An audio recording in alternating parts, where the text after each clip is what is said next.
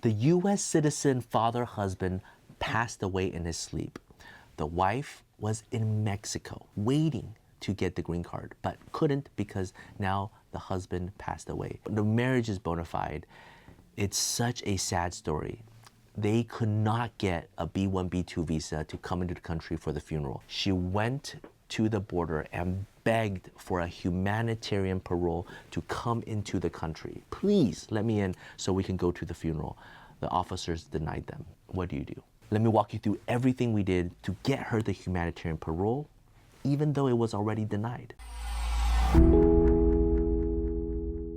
Hi, my name is Joseph. I'm the managing partner here at Tsang and Associates, where we solve legal problems with creative solutions. So the legal problem in this case is a legal problem, but it's also a very human, political problem. Embassies cannot issue B1, B2 visas swiftly for whatever reason. There's laws about that, and there's laws about immigrant intent. But look at this circumstance. U.S. citizen father, wife, children, clearly bona fide marriage. They could have done what a lot of people actually do, rightly or wrongly, illegally cross, stay here, and then file the adjustment of status and file the waiver and get the green card. But they chose not to do that. They choose to do it the right way, where they're abroad and they're waiting for the consular process. And then the unthinkable, unspeakable happens, where the husband passes away. And now she can't even go see him for the last time and even go to his funeral with the baby.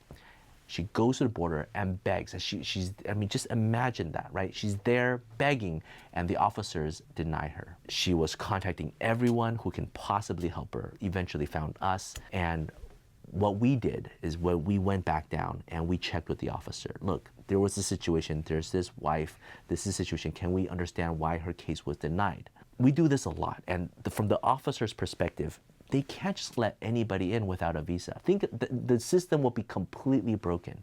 So this is the rationale, okay? So first of all, has she ever been in the US, and has she ever been deported? Does she have a bad immigration history? Is she trustworthy?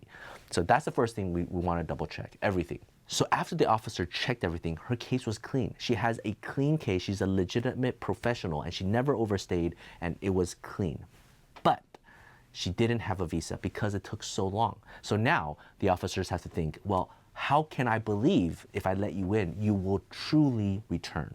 That's when we talk to the officer. Well, what documents do you want to see, right? Funeral home, proof that the death certificate, autopsy, where she's staying, how long she's staying, invitation letter, proof of funds, where she's going to go back to, how she's working. And most importantly, after discussing a lot of that, if she went by herself, leaving the 2 children behind, then there's a higher chance that she for sure will return, right? So we make sure we completely understand where the officer is coming from, what they want to see. We planned everything out. We talked to the wife, make sure she understood everything, so that she went through the whole process again. Now, luckily, the first time she got denied wasn't a formal humanitarian parole proceeding and a denial. Because if it was, it's not like USCIS where you can just do a motion to reopen, like, oh, that officer got it wrong, here's more evidence. You can, but it's just so much harder, so much harder. When she tried to present herself and explain everything, it's just the officers won't even let her apply, won't let her even come in. Now, she didn't prepare well, she was disheveled, she was stressed out for all the right reasons. But now she's fully prepared, and the next day she was able to go, present everything.